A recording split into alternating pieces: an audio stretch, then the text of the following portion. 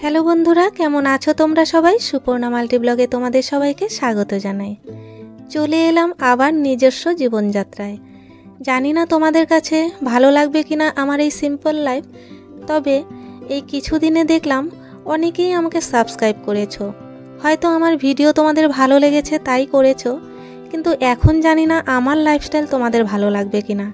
আমি একদমই সাদামাটা লোক আর সাদামাটা ভিডিওই দেই, তো তোমাদের কাছে কেমন লাগবে জানি না, কিন্তু তোমরা যে আমাকে এতটা ভালোবাসা দিয়েছো তার জন্য তোমাদেরকে অসংখ্য ধন্যবাদ আর অনেক ভালোবাসা রইল।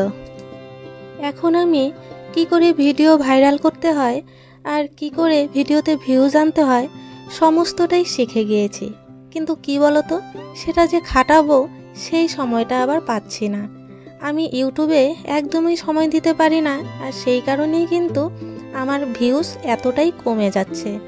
তো তোমাদেরকে আমি কিন্তু আবারও কিছু টিপস দেবো আজকে, সেগুলো কিন্তু তোমরা অবশ্যই শুনবে যদি তোমরা ভিডিও করো। আর এখন আমরা যাচ্ছি আমার মেয়ে সায়নার জন্য ব্যাংকের বই করতে। ওদের স্কুলে না ব্যাংকের বই লাগে, সেই 4 থেকেই বলছে, কিন্তু 5, 6 মানে এবার 6-এ উঠে গিয়েছে। আমি এখনও ওর ব্যাংকের বইটা করে উঠতে পারিনি। আসলে ওর আধার কার্ড, প্যান কার্ড কিছুই ছিল না। 2 বছর প্রচুর হয়রানি হয়েছি ওগুলো বানাতে গিয়ে। তো এই হাতে এলো 2 দিন হলো প্যান কার্ড, তাই আজকে যাচ্ছি ওর ব্যাংকের বই করতে। আর যেতে যেতে এই বিয়েবাড়িটা চোখে পড়লো। সবচেয়ে বেশি আমার ভালো লাগলো এই গাছকৌটোগুলো, এত সুন্দর লাগছে দেখতে, মনে হচ্ছে বউয়ের হাতের গাছকৌটো এখানে দাঁড় করিয়ে দিয়েছে। তাই ভাবলাম একটু ভিডিও করে নিই, কারণ আমিও তো একজন মেয়ের মা, আর মেয়েকে একদিন না একদিন বিয়ে দিতেই হবে। আমার খুব ইচ্ছে জানো তো ওটা দেখার পর থেকে, মেয়ের বিয়েতে প্যান্ডেল হলে ওরকম যেন গাছকৌটো ওর প্যান্ডেলেও থাকে। আর দেখো তো ফটোগুলো কেমন হয়েছে। এগুলো কিন্তু ব্যাংকের বইয়ের জন্য তোলা হয়েছে, কিন্তু দেখে মনে হচ্ছে কোনো চাকরির ইন্টারভিউ দিবে বলে এই ফটোগুলো তোলা হয়েছে। এখানে তো সব ফটো লাগেনি, কিছু বেঁচে গিয়েছিল। সেগুলো রাতে যখন ওর বাবা দেখলো, ওর বাবা তো বলছিল যে তোকে তো মনে হচ্ছে এয়ার হোস্টেসের ইন্টারভিউ দিবি, তাই তুই এই ফটোগুলো তুলেছিস। এই নিয়ে আমরা সেই কি হাসাহাসি। সত্যি মেয়ে যেন বড় হয়ে যাচ্ছে দিনকে দিন। এবার চলে এসেছি আমার ছোট মাসির বাড়িতে। তো এখানে সায়না তো এবার 6-এ উঠেছে, তো সেই কারণেই ওর কিছু বই কিনতে হবে। সব বই তো স্কুল থেকে দেয় না, তো সেই বইগুলো কিনতে এসেছি। মাসি বলল যে তোর কিনতে হবে না, কারণ ওই যে দেখছো আমার মেসতো ভাই বোন, তো ওরা তো এখন উঁচু ক্লাসে উঠে গিয়েছে, তো ওদের যে বইগুলো আছে সেগুলোই নিতে এসেছি। এবার তোমাদের কি করে ভিউজ বাড়াতে হয় আর ভিউজ কেন ডাউন হয় সেটা বলবো। এটাও কিন্তু আমি প্রিয়াকে দেখেই শিখেছি। এবার ওর স্বাদের ভিডিও ও কিন্তু একটু লেটে দিয়েছে, আর ওর আগে একজন ভিডিও দেওয়াতে তার ভিউজ অনেকটাই উপরে উঠে গিয়েছে, আর যার স্বাদ মানে প্রিয়ার ভিউজ কিন্তু অনেকটাই ডাউন হয়ে গিয়েছে। আমিও যদি আগের দিন প্রিয়ার স্বাদের ভিডিওটা দিতে পারতাম, তাহলে আমারও হয়তো ভিউজ এর থেকে আরও অনেক বেশি হতো। তাহলে বুঝতেই পেরেছ ভিউজ কেন ডাউন হয়, আর ভিউজ বাড়াতে গেলে কি করতে হবে। সব সময় কিন্তু কারেন্ট ভিডিওই দিতে হবে, যেটা আমার পক্ষে তো সম্ভবই হয় না। এখানে দেখেছো আমার ছোট মাসি যে মাংস রান্না করেছে, দেখে মনে হচ্ছে মাংসের স্যুপ, মানে একদম পাতলা করে পাঁঠার মাংস করেছে এটা। তো এটা কিন্তু দেখতে এরকম হলেও খেতে কিন্তু ভীষণ টেস্ট হয়েছে, কারণ আমার মেয়ে খেয়েছে, আমি তো মাংস খাই না, মেয়ে বলল। আর আমার মাসি এইভাবে কেন রান্না করে জানো তো, কারণ আমার মেসো না ওই তেল মশলা খাওয়ার নিষেধ আছে, তাই সবসময় ডিম, মাছ, মাংস সব কিছু এরকম পাতলা ঝোল করে। তবে পাতলা ঝোল হলেও যেমন সুন্দর সেন্ট হয় তেমন খেতেও টেস্ট হয়।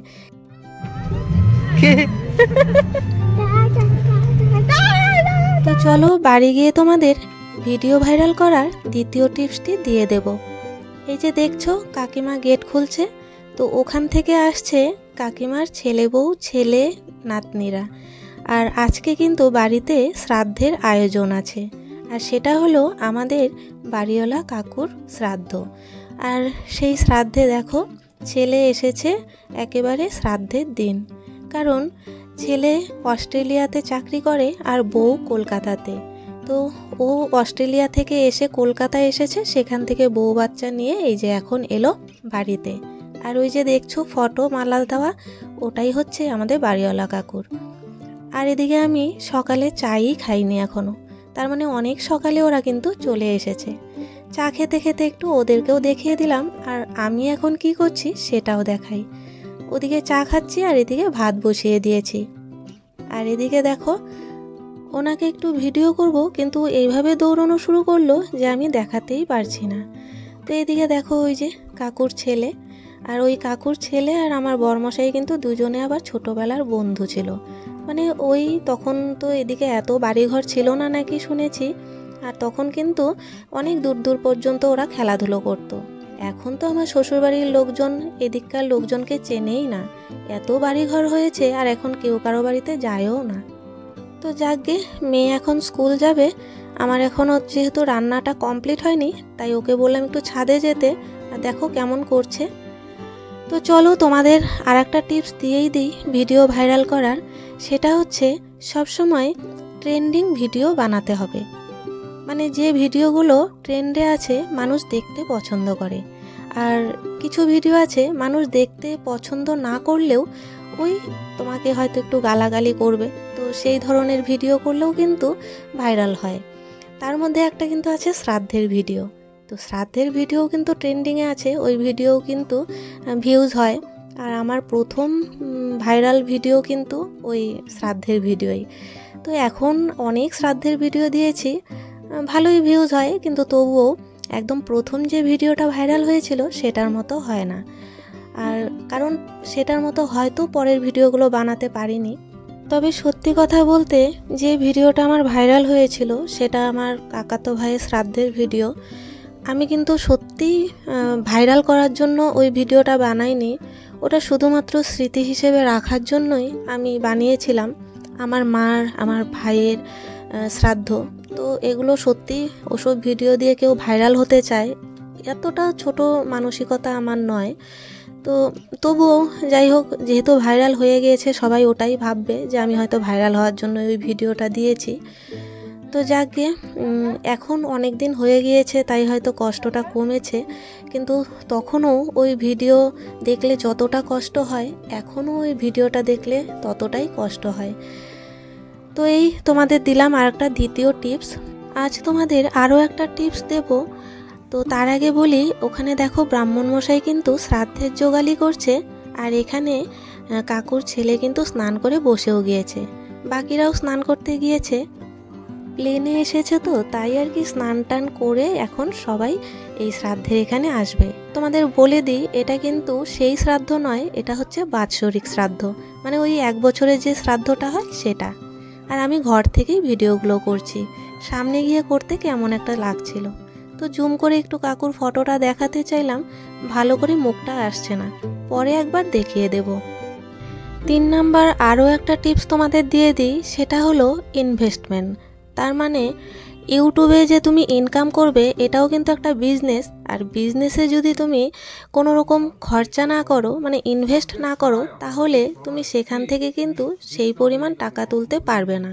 যদি ইনকাম করার জন্য ইউটিউবে এসে থাকো তাহলে অবশ্যই ইনভেস্ট করতে হবে। আর ইনভেস্ট বলতে যে তুমি এখানে জামা কাপড় কিনবে তারপর সেটা বিক্রি করবে তা নয়।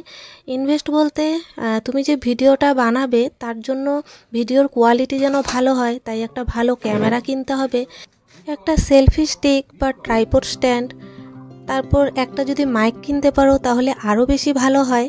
তো এরকমই কিছু কিছু ইনভেস্ট কিন্তু তোমাকে করতে হবে। এরপর নতুন নতুন কন্টেন্ট দেওয়ার জন্যও কিন্তু কিছু খরচা করলে ভালো হয়, কারণ ওই একঘেয়ে জীবনযাত্রা দেখালে মানুষ দেখতেও ভালো পায় না। আর তার জন্য একটু তোমাকে হয়তো বাইরে ঘোরাঘুরি করতে হতে পারে, বা বাড়িতেও যদি তুমি করো তাহলে সেখানে বাড়ির পরিবেশটাকে ভালো করার জন্য কিছু খরচাপাতি করে তারপর ভিডিওটাকে ভালো করার চেষ্টা করতে পারো। তো এই হলো আর একটা টিপস। আর এখানে আমি ডিম রান্না করেছি সেটাই তোমাদের দেখালাম, কারণ আজকে শ্রাদ্ধের দিনে বাড়িতে মাছ রান্না করতে না বলেছে কাকিমা, আর ডিমটাও কিন্তু শ্রাদ্ধ শেষ হওয়ার পরেই আমি রান্না করেছি। আজকে শুধু শ্রাদ্ধই হচ্ছে, তাই আজ কিন্তু সবার নিমন্ত্রণ নয়। আর রাতে মাছমুখী হবে। কাল কিন্তু রাধা মাধবের মন্দিরে সবাইকে প্রসাদ খাওয়াবে। তো কালকে সবার নিমন্ত্রণ আছে, তাই আজকে আর তোমাদের কোনো খাওয়া দাওয়াই দেখাতে পারলাম না। আর কালকেও আমি যেতে পারিনি। তো এই দেখো, কাকুকে একটু দেখিয়ে দিলাম। উনি কিন্তু পুলিশ ছিল আমাদের এই ফালাকাটা থানারই। তো চলো, আর বেশি কিছু বলার সময় নেই, ভিডিওটা শেষ হয়ে গিয়েছে। যদি ভালো লাগে অবশ্যই একটা লাইক করে দিও। আজকের মতো এতটুকুই, টাটা।